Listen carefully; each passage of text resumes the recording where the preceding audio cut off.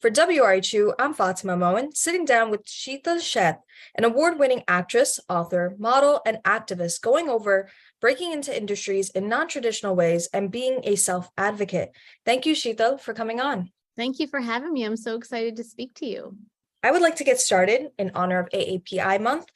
How your start into acting in the 90s, as you put it, when being brown wasn't cool, set you up to see and experience a lot.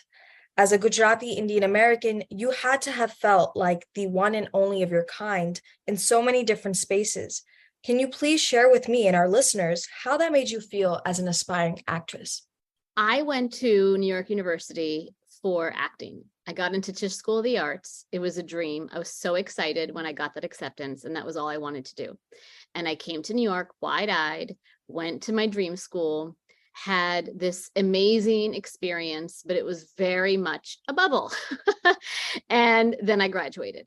It's like being hit by a train because I was not prepared, and maybe that was me being naive, but because I had such a beautiful experience in school that was kind of not talking about the things that the industry wanted to talk about, and we were just focusing on the work, I was really surprised. I was surprised by my professional interactions. I was surprised by what seemed to be normal that people could do and ask. Specifically, my first few meetings, and I talk about this often with representatives and casting directors, were, which one of your names are you going to change? Like as if they were asking me what my address was.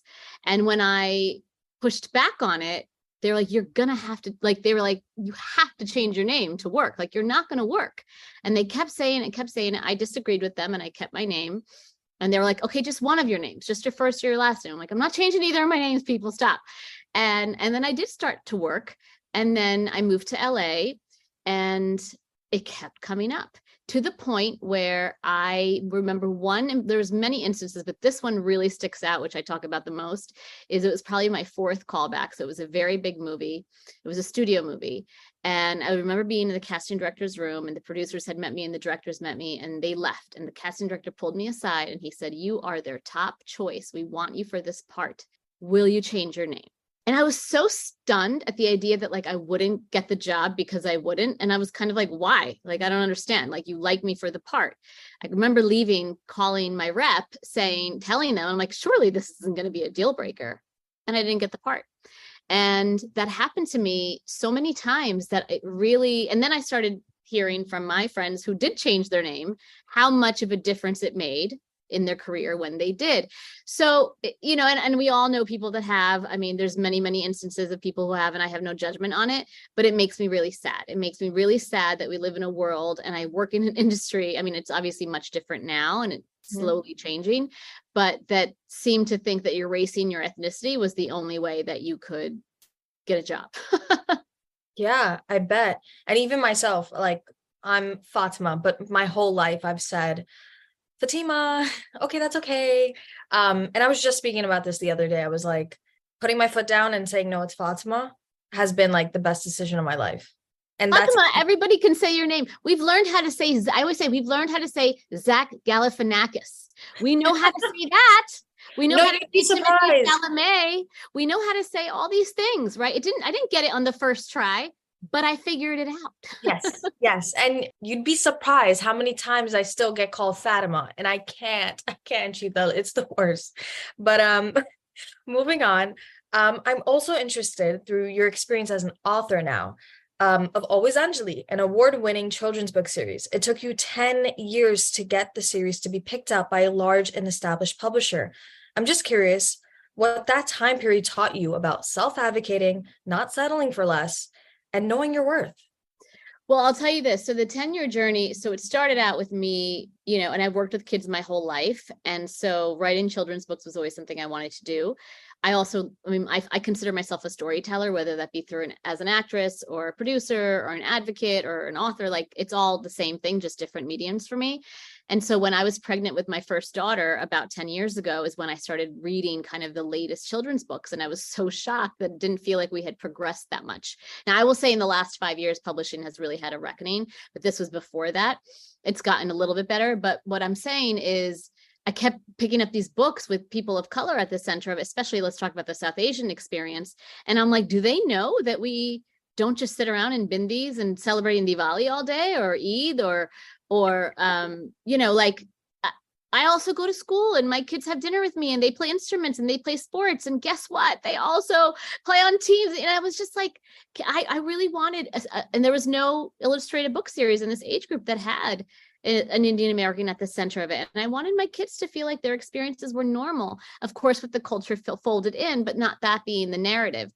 And so, when I originally I didn't know anything about publishing and my reps didn't either. And they were basically like, you're on your own. And so I kind of figured it out on my own. I Googled, I inquired, I sent a bazillion cold emails, eventually found someone that was willing to work with me and represent the book. And then we sent it out to everybody. And we had some bites. The major publishers passed. The people in the mid-range were interested, but they wanted to either change something significant about her or change the narrative in a way that I'm like, you don't get what I'm trying to say. I'm very open to collaboration, but not when it's just doesn't work for the story I'm trying to tell. One person even asked me how brown I saw her being as a character. And so I ended up choosing a very, very small publisher, but because they got the book. And so I ended up working with them, and the book came out 5 years ago through the small publisher.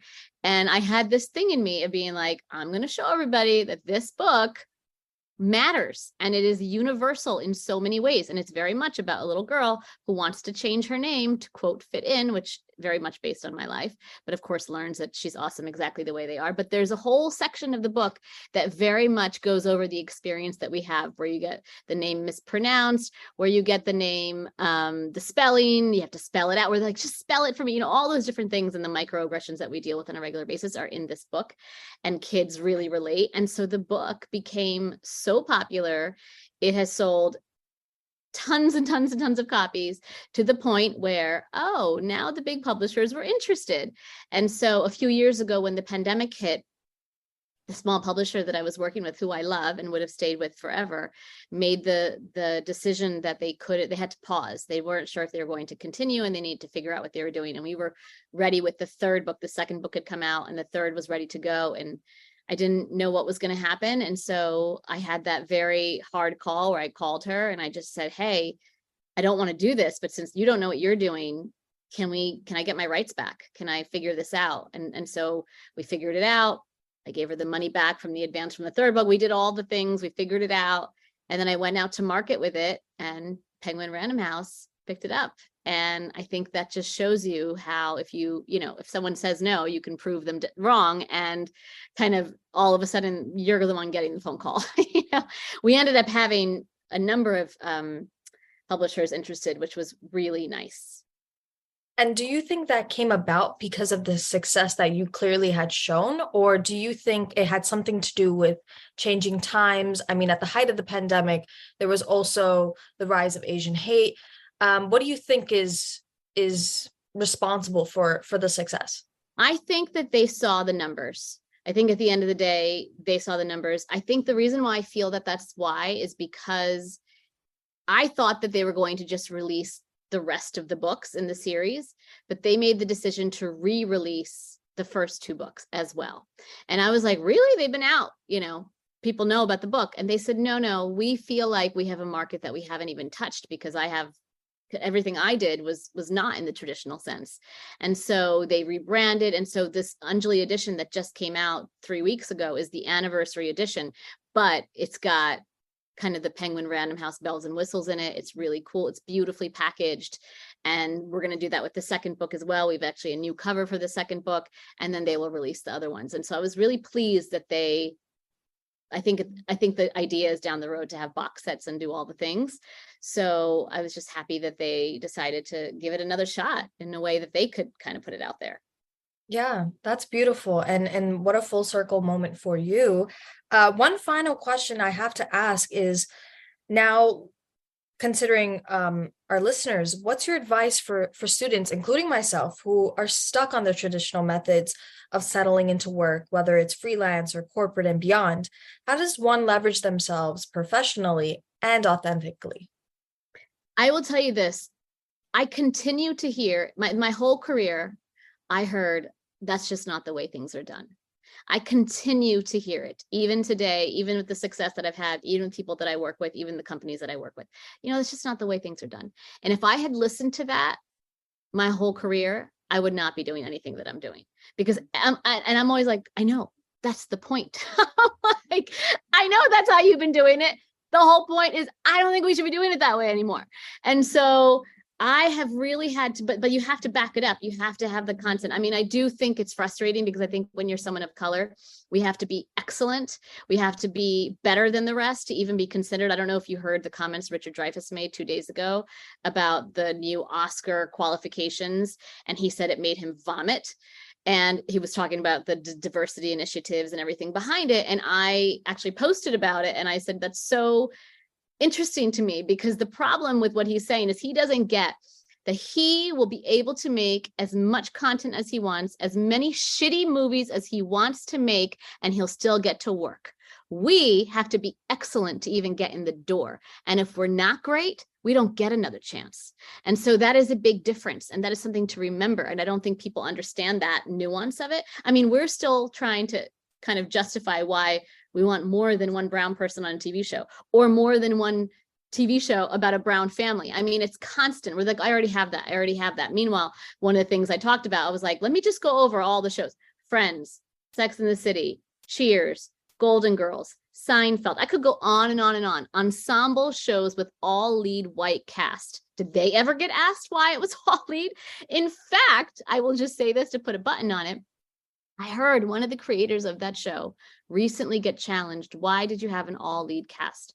And she admitted, it didn't occur to me. And I got goosebumps, because I thought, imagine the privilege that your worldview didn't even consider the fact that the world is made up of more than white people. Imagine. And so all that to say that we have to continue to think outside the box. We have to create our own table. I've never been a fan of like, get me a seat at the table. I'll just make my own. And I think do that and let people come to you, because if you know your worth, you know what you can bring to the table, and you're awesome and you can do all the things you can do. Don't wait for somebody else to give you permission to do it. Just do it. I love that. Thank you. Thank you so much, Sheetal, for speaking with me and sharing your experiences and your wisdom. Is there anything else you'd like to say to our listeners? Just happy. I mean, this is such a great time. College is like, I miss it so much. It is such a great time of exploration, of trying things. And I would just say, don't get locked into one thing. I think that the breadth and depth of experience is so important, and that goes hand in hand. And so you may know what you want to do. That's great. But like, just be open to all the things that can feed into that. And also know that it's not too late to add something else, and have a hyphen next to your name, because you could do lots of things. I mean, I just started writing 10 years ago, and being an author has given me more joy than I could have ever imagined. It has become equally important to me as much as my acting and producing now. Beautiful. Thank you. Thank you so much again, Sheetal. Keep pushing those boundaries. Keep on extending that hyphenate. I love that.